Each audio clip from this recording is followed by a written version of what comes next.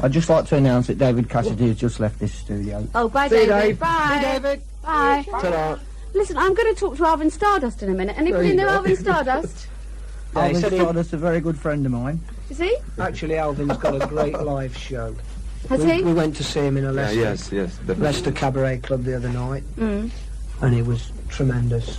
I think he's a nice person, too. He is a nice person, and he spends a lot of time and a lot of money getting that show Yeah, well, together. thanks, Waddy, and thanks for giving me such a great way to introduce my next guest, Alvin Stardust.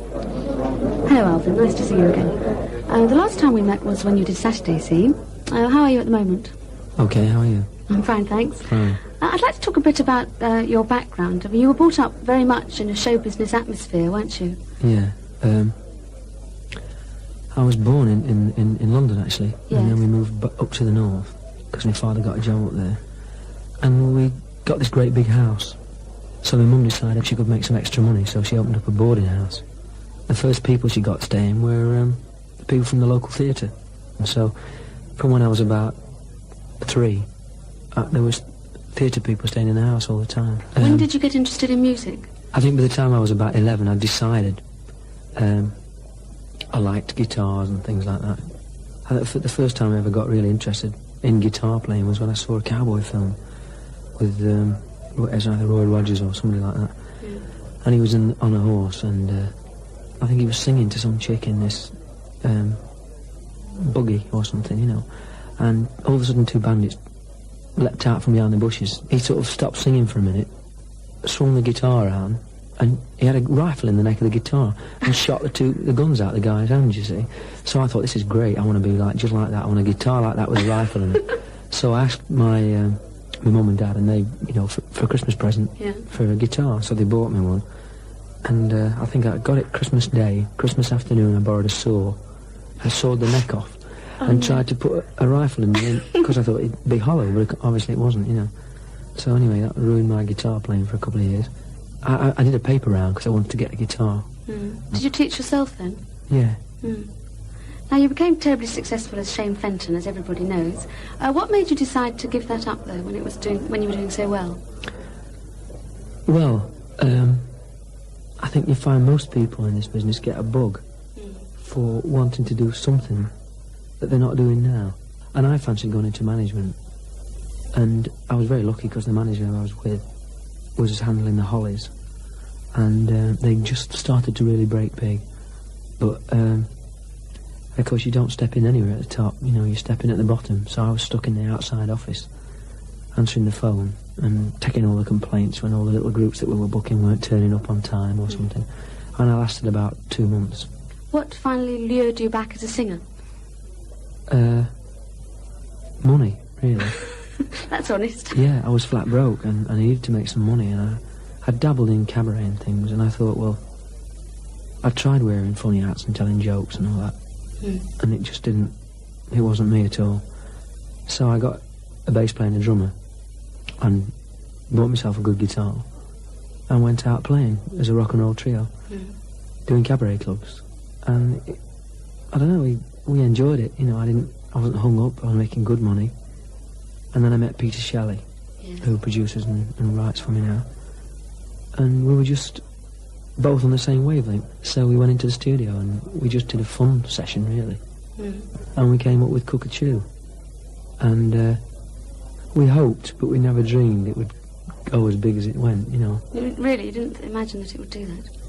No, I mean, I think everybody does. I mean, you secretly well, you hope, think, obviously, you secretly think that maybe one day you're going to be a superstar, but you never sort of really dream it's going to happen, you know. You've sort of changed your image slightly, haven't you, really, from the first, when you did Cockatoo at Alvin Stardust, all the black clothes and not speaking to anybody.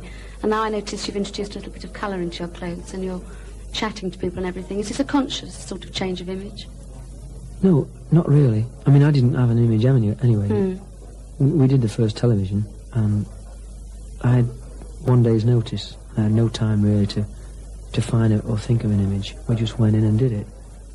And my hair was the way it is now. I couldn't grow it longer or have it permanent. It wasn't that kind of a haircut. So I was a bit worried. I didn't want to do it. You know, I said, how can I go in and compete against people like Gary, who was wearing all the glitter and everything, and then sweet who were wearing all the makeup and lipstick and that.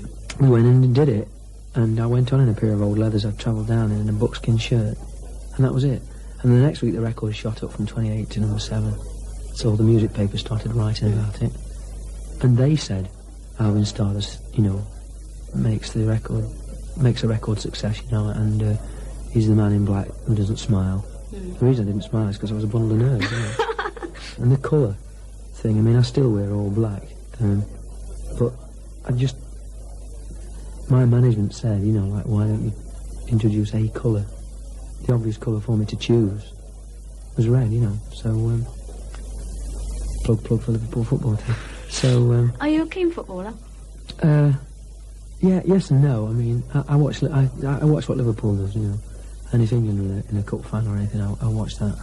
But I don't get a lot of time. No, you don't have much time. What sort of hobbies do you enjoy when you do have the time?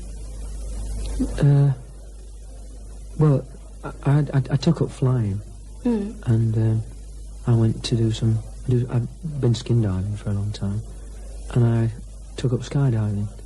But unfortunately, my management now have gone a bit sort of, they won't let me do it. Heavy insurance, I should think. Yeah, well, that's the problem. We can't get insured for it. Do you get a chance to meet many of your fans at all? Not very often. I have a couple of rules that we don't have printed photographs, you know, with your autograph on. I write them myself, which means we don't get that many signed. But at least the ones that are signed by me. It's the same with when people give you things. I mean, I get things, I don't encourage it because I think, you know, they need the money to buy the clothes and things that they want to buy.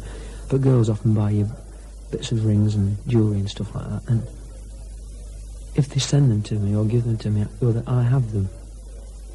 You've travelled around Europe, haven't you? What's your favourite place? London. Is it? I think so, yeah. Because I was born here, and all the other places are great for different reasons. They're great to be there for a short while, but then when you're landing at Heathrow and you look down and you see the same fields coming in, you know, and it's that feeling when you've been away from home. Oh, thank you very much, Alvin. Nice to talk to you. Thank you for having me. Well, it was great to talk to you.